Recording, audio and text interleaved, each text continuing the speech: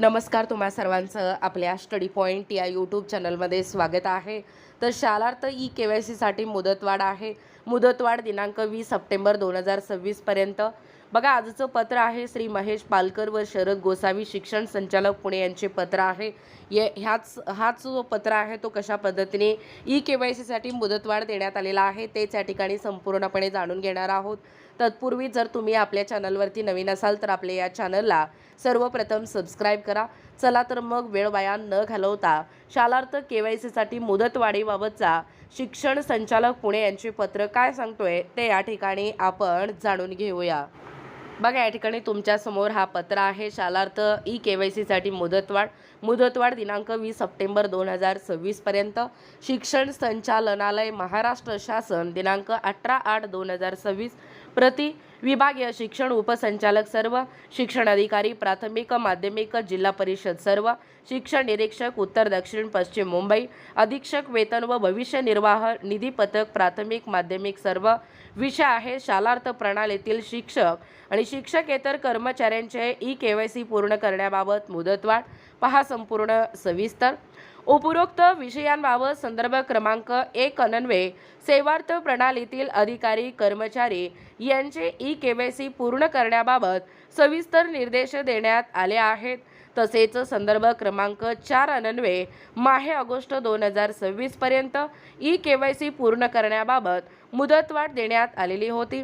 तथापि क्षेत्रीय स्तरावर शिक्षक आणि शिक्षकेतर कर्मचाऱ्यांच्या ई-के-वाय-सी कामाचा आढावा घेतला असता सदर कामासाठी काहीसा कालावधी लागण्याची शक्यता आहे।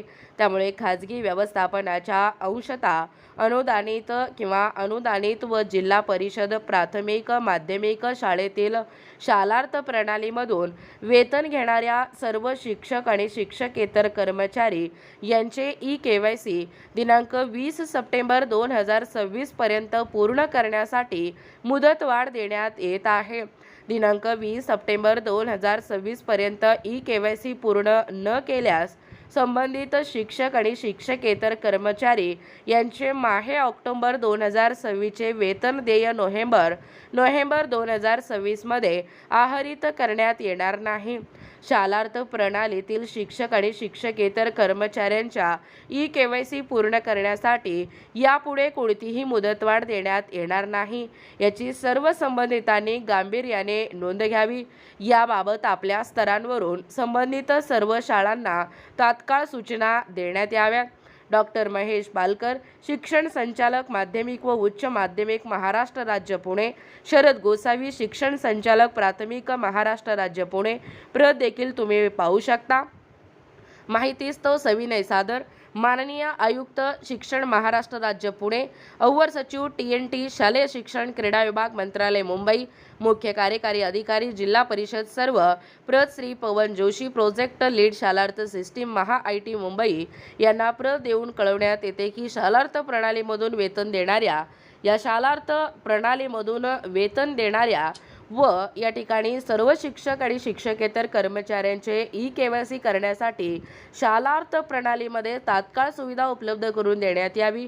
तसेच ई-के-वाय-सी पूर्ण केल्याशिवाय माहे ऑक्टोबर 2026 चे देय नोव्हेंबर 2026 मध्ये वेतन देयक तयार होणार नाही, याबाबत व्हॅलिडेशन देण्यात यावा। पाहू शकता, एकूणच अशा पद्धतीने शालार्थ के-वाय-सीसाठी मुदतवाढ देण्यात आलेला आहे।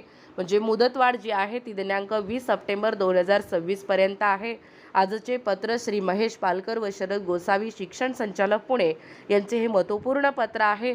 जास्तीत जास्त हा व्हिडिओ शेअर करा आणि असेच महत्त्वपूर्ण नाविन्यपूर्ण घडामोडी पाहण्यासाठी किंवा तुम्हाला जर आमच्या अध्यापनाचे व्हिडिओ आवडत असतील किंवा तुम्ही जर आपल्या स्टडी पॉईंट या यूट्यूब चॅनलवरती जर नवीन असाल तर आपल्या या चॅनलला लगेचच लाईक आणि सबस्क्राईब करायला विसरू नका। भेटूया अशाच पुढच्या पुन्हा नवीन व्हिडिओमध्ये किंवा नवीन कंटेंटमध्ये। तोपर्यंत धन्यवाद।